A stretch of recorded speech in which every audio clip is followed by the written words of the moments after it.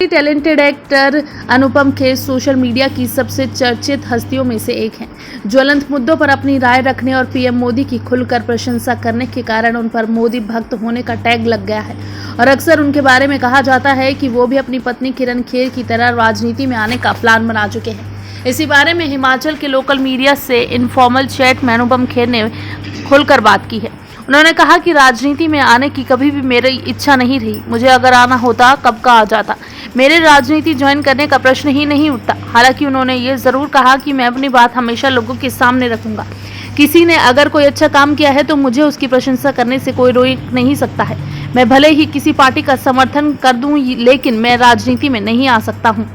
इसके बाद उन्होंने अपनी पत्नी और सांसद किरण खेर के बारे में भी लोगों को बताया। उन्होंने कहा कि किरण की कीमोथेरेपी के साइड इफेक्ट से गुजर रही हैं, लेकिन वो फाइटर हैं और उनकी इच्छा शक्ति बहुत मजबूत है। मुझे पूरी उम्मीद है कि वो जल्द ही ठीक हो जाएंगी। बता दें कि किरण खेर को ब्लड कैंसर हुआ है, जिसका इलाज चल रहा है।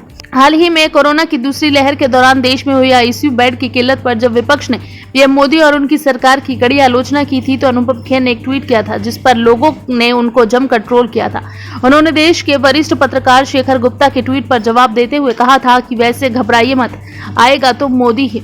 दरअसल पत्रकार शेखर गुप्ता ने विपक्ष की बातों को सही ठहराते हुए नरेंद्र मोदी सरकार की कोरोना काल में सही तरीके से काम न करने को लेकर आलोचना की थी, जिसके जवाब में अनुपम खेर ने उन्हें लिखा था, आदरणीय शेखर गुप्ता जी, ये कुछ ज्यादा ही हो गया आपके स्टैंडर्ड से भी। कोरोना एक विपदा है पूरी दुनिया के लिए। हमने इस महामारी का सामना पहले कभी नहीं किया। सरकार की आलोचना जरूरी है, उन पे तोहमत लगाइए, पर इससे जूझना हम सबकी भी जिम्मेदारी है। वैसे घबराइए मत, आएगा तो मोदी ही। हालांकि इसके बाद ट्रोल्स ने अनुपम खेर को भी ट्रोल करने की कोशिश की थी, लेकिन खेर को इन बातों का कोई फर्क नहीं पड़ता है। वो अक्सर पीएम मोदी की खुलकर तारीफ करते नजर आते हैं।